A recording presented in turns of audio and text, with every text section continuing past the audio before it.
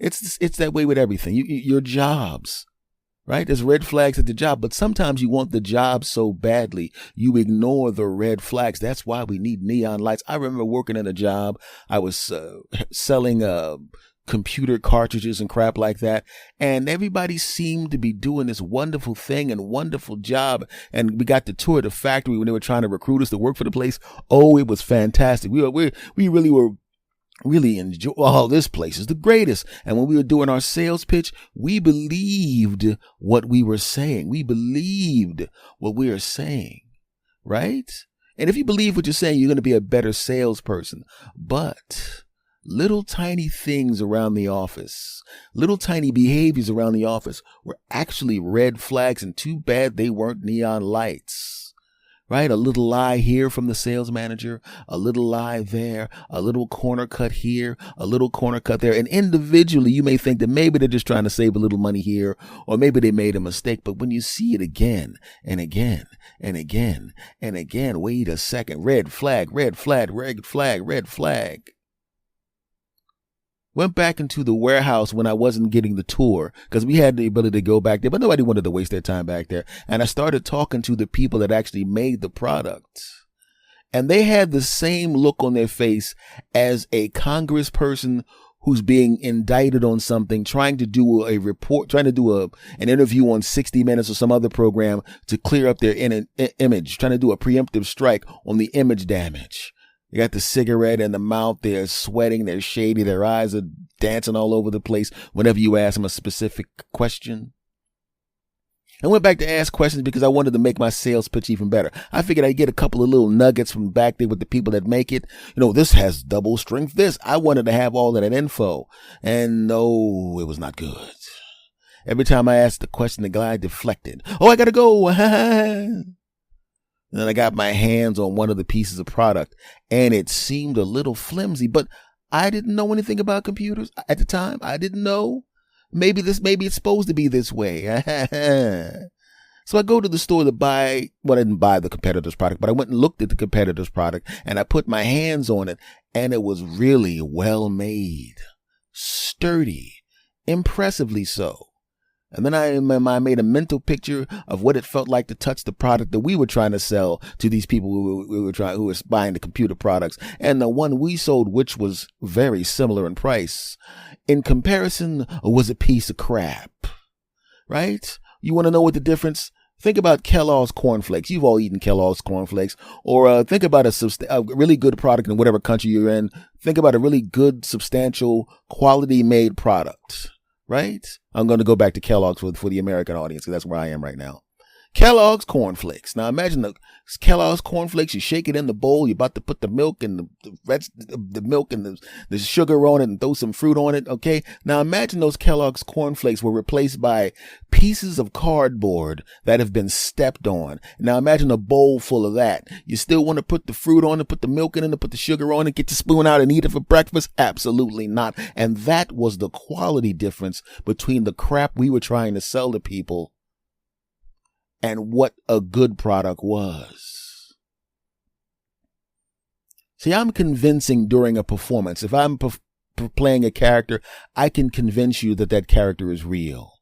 If I was, when I took some acting classes, I was on stage, I could make you believe that character was a real guy. I would sound like him. I would look like him. The vocal inflections would be right. The body language would be right. You would think that guy was real. I can do that. But in real life, I'm not good at lying because I don't do it often and I don't like doing it.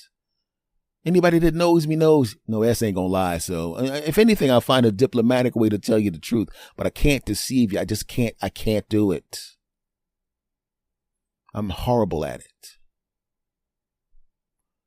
So I went from being one of the best salespeople there in the top 3 all the way down. I was really good. So it's like, I was in the top 10, top 15 at this point because the enthusiasm, I couldn't fake the enthusiasm for the product because I now have seen it. Everybody else is, well, what the heck happened to him?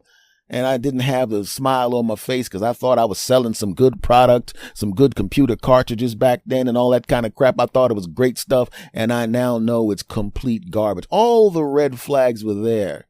But the thing that shut me down and made me had to get up out of there was when the neon light showed up. And the neon light was actually seeing what we were selling and realizing I cannot get on this phone and lie to these people. I can't do it. So I had to get up out of there, found another job, had it lined up, left Friday from that place, got my first, and then started working at the other place on Monday. Could not do it. Could not see all the red flags, little corners cutting all the lies. But when the neon light came up, oh, I could see it.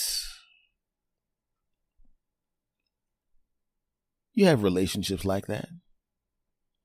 All these red flags waving in your face, flapping in the wind. So many red flags. It sounds like somebody's shaking out a blanket above your head. That's what I'm talking about. And I've been there too when I was much, much younger. Young S.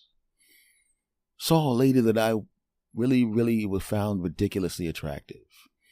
And sometimes you find a person that you think is cute and you wind up married to them and you get to know them as human beings. And even though there are other people that are better looking than them, there's something about that person that literally you need a mop to wipe the drool up, even though everyone else would say they're cute, but to you, they're the most delicious human being in the world. Because I'm a goofy looking bastard, but there's women that think I'm kind of cute. And if I'm around them for more than an hour, I'm telling you. Because I remember going to visit a girlfriend at her job. I was driving by and I thought I'd sneak in real quick and get her. I got like some flowers or something. I slid in there real quick, and I walked in and she gets excited and runs up to me and she goes, "That's the guy you're talking about?" And I overheard them talking. I go, "I mean, he's like, okay. I mean, he's really a nice guy." And it's like.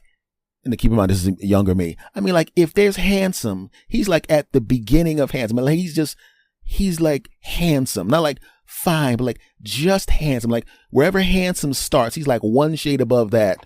And I mean, technically, I guess that's a compliment. that I was one shade, right? I was like, I was even back then, I was like, I'll take it, right? But, I don't understand why you flipping out about them. Now, once they met me, they got it, but at the time, right. But, so, that's the best I've ever been. Right. But there was a particular woman, though, that was not one shade above handsome like I was. This woman was devastating. And I wanted this woman for years. And she wouldn't give anybody the time of day, which is her right, because she just didn't feel like dealing with a bunch of idiots, right? And she kind of kept to herself. And she was the best looking human being at the time. I thought she was like the best looking human being that had ever walked the face of the earth. Like there was like, people go, I want to turn this way for my good angle. I don't want to show my bad side. She had no bad nothing. Okay. Bad nothing. Just devastating. Delicious. Delicious. Oh my goodness. Right. And I was like, you know what? This is probably going to be humiliating to me. But I really want to be with this woman. Now, keep in mind, I'm a young guy. I didn't know anything about her. I just knew what I saw, and I wanted to see her naked underneath me, if you understand what I'm saying, right? And I was just aching every time she walked in the room. I just couldn't even think straight. And I'm like, well, people are like, oh, this woman's a dime. This woman was not a dime. This woman was Fort Knox, okay? So I walk up to her, and I'm going, charm offensive. I got to hit it with the charm offensive. And I started talking to her. And at first she turns around and she's looking at me. She has no look on her face. And I'm talking to her and she smiles a little bit. Now, this is the first time I've seen a really big smile on her face. I'm like, she's already beyond perfect. Now she's 80 times more good looking, right? And now we're talking, ha, ha, ha, ha.